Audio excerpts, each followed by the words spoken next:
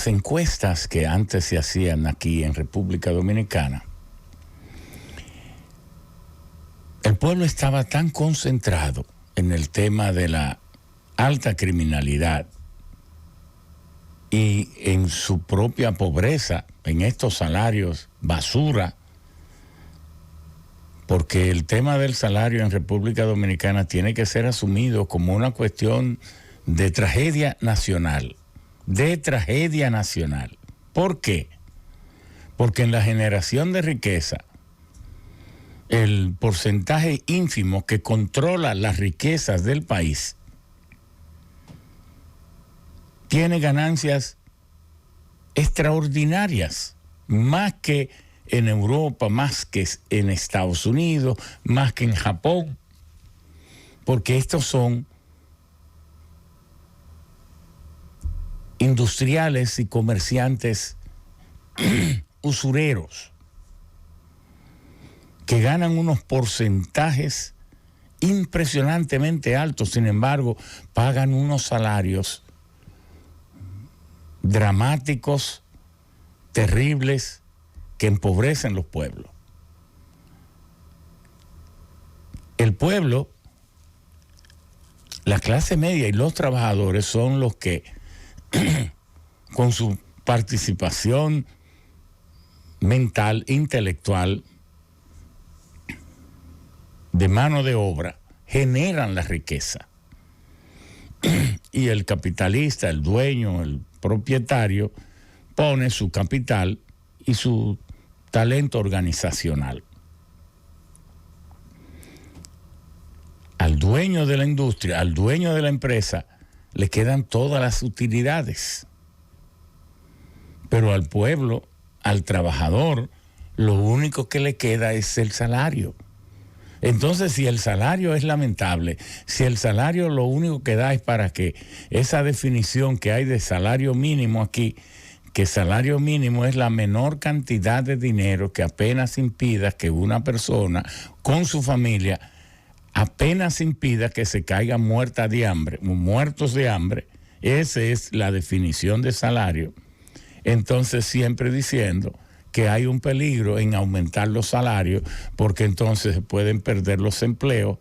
Y dice, no, la empresa que no sea posible y que para existir tenga que rebajar la condición humana de las personas, no debe existir. No queremos que exista. No, las empresas que deben existir son las que respeten la dignidad humana pagando un salario digno. Las otras, como tantos millones de empresas que no son rentables y por no ser rentables desaparecen, no deben existir. Entonces ese argumento no es válido. Porque entonces, ¿cómo se explica que en las naciones donde los salarios son dignos? Estábamos ayer en una comunidad llamada Cambita Pueblecito. Estamos hablando con Nivar, un joven que vive en Viena. Él es metalúrgico. Y me decía que él allá gana 25 euros la hora. 25 euros la hora. Entonces a esa empresa para la cual él trabaja, yo estoy seguro que no es que tienen esas ganancias unitarias enormes, no, es que allí se respeta la dignidad humana.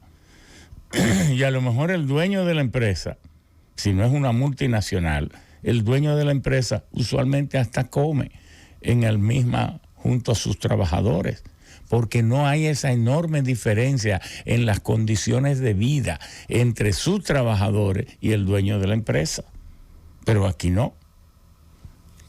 Aquí no, aquí el trabajador, la clase media, está destinado a ser nadie. Porque con estos salarios que hay aquí, es imposible vivir. Pero entonces el gobierno consiente todo esto.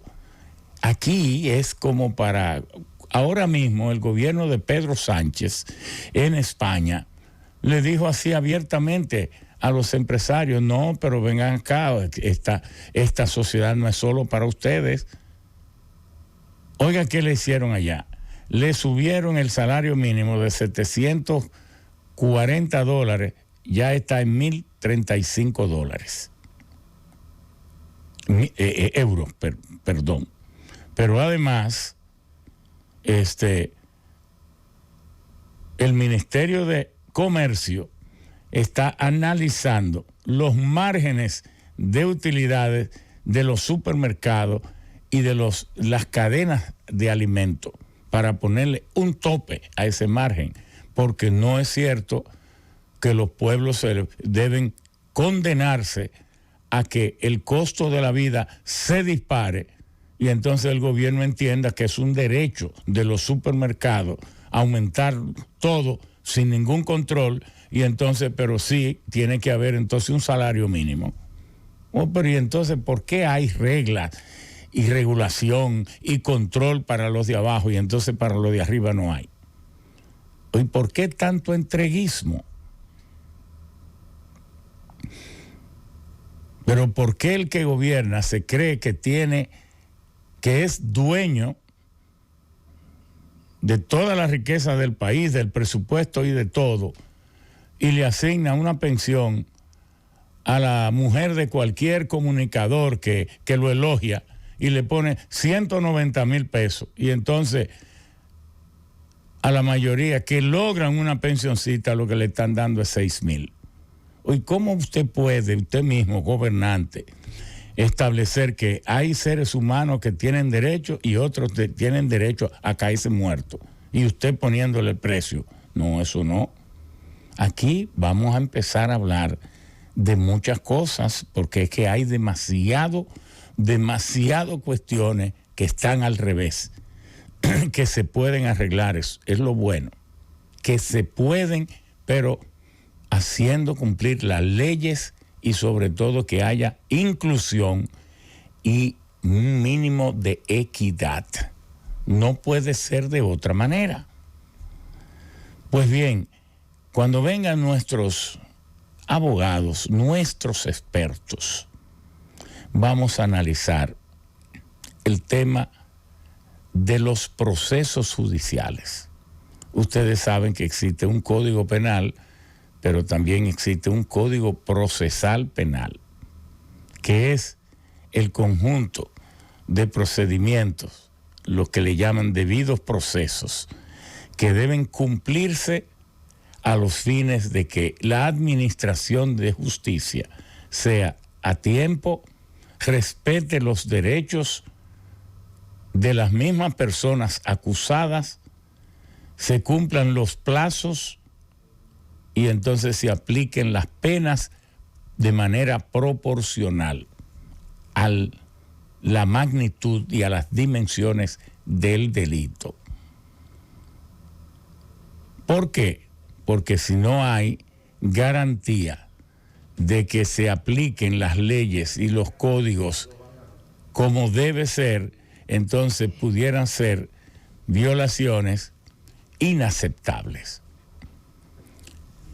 Aquí tenemos la llegada del doctor Trajano Vidal Potentini, que es uno de nuestros, el eje para nosotros hacer. Yo le pedí que fuera un coproductor y él humildemente, una persona de tanto nivel, nos dijo que sí.